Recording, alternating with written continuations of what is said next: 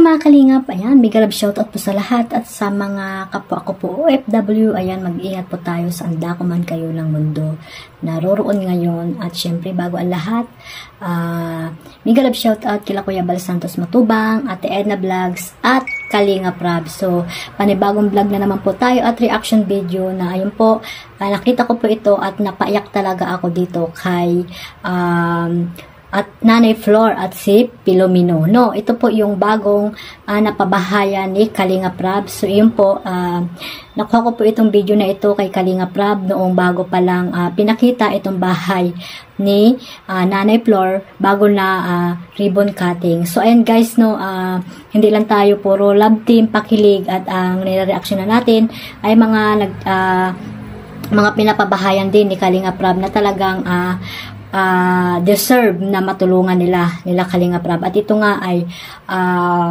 na-scout ni Kalingap Ian, ayan, Ian Ramirez. So, panoorin po muna natin yung clip video na kinuha ko po dito kay Kalingap Rab. Tapos ginigising niya ako paggabi, mama, gutom ako, wala po akong magawa. Halos pa madurog ang puso ko.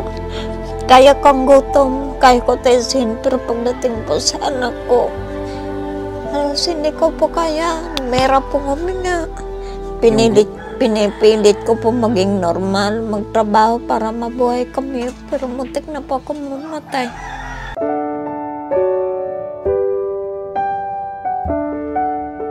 Ito na po ang bagong bahay nila Filomeno and Nanay Flor.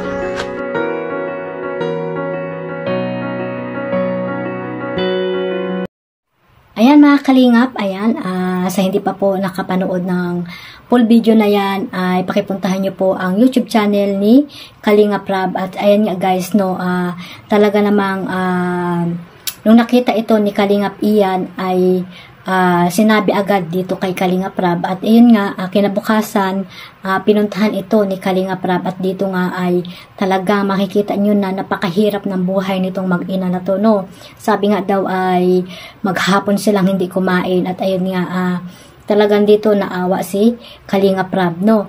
At hindi ito yung plano na agad na pabahayan ni Kalingap Rab. Pero ayun nga, napabahayan agad ito ni Kalingap Rab.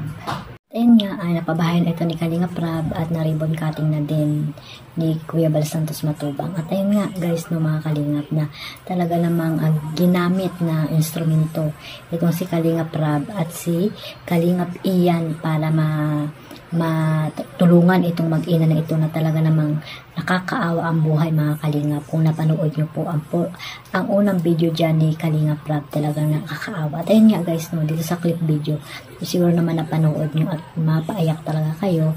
At doon po sa nakita niya yung bahay niya noong pinakita ito ni Kalingap Rab. So ayun guys mga kalingap, no, talagang ang kalingap ay pag nakita ka talaga ng kalingap, magbabago ang iyong buhay. At ayun nga, ang sabi ni Nanay Flor na talagang nagbago yung buhay nilang mag-ina, na noon ay nakakaawa at talaga namang parang hindi na nga sila nakakain. Pero ngayon, ayun nga, gumanda yung buhay nila. At the same time, ayun, nagkaroon sila ng magandang bahay. So, ayan, isa si Beyonce sa mga naandyan noong ribbon cutting. Nag-ribbon cutting na sila Kalingap Rab, no, at si Kuya Bal Santos Matubang, no. Siyempre, mararamdaman din niya ni Beyonce pag napabahaya na sila at iba pang mga Kalingap Angels na napabahaya na ng Kalingap. Kaya nga sabi ni Kuya Bal na dapat ay matuto rin silang mag-scout habang hindi pa sila busy sa kanilang pag-aaral para ayun, makatulong din sila, no, dahil sila ay tinulungan din ng Kalingap. So ayun lang mga Kalingap, no, sana suportahan natin si Kalingap Rab sa kanyang mga love team. Ayan, suportahan po natin para mas marami pa siyang matulungan na nangangailangan niya sa Pilipinas. At sila Kuya Bal Santos Matubang, Ate Edna Vlog, at sa mga masisipag na scouter yan sa landing pad, mga ambassador, deputy, ayan, suportahan din po natin sila para po magkaroon sila ng revenue sa kanilang mga charity works at may matulungan pa rin silang mga naghihirap po dyan sa Pilipinas. So, and guys, no, isa si Nanay Flor sa isa na namang napakaswerte na natulungan at napabahayan ng Kalingap. At ayun nga, no, nag-ribbon cutting nga ito sila, no, at hindi pa natin pwedeng reaksyonan kasi kahapon lang sila nag ribbon cutting doon sa bahay nila Filomeno. So ayun guys, no, yung unang-unang mga vlog ni Kalingap Rab dito kay Nanay Flor, ayan, panoorin nyo po sa kanyang YouTube channel para po magkaroon pa ng maraming matulungan si Kalingap Rab. So, ilang mga Kalingap, at maraming salamat sa suporta, at huwag nyo kalimutan na mag-like and share sa aking mga video na ina-upload, mga Kalingap.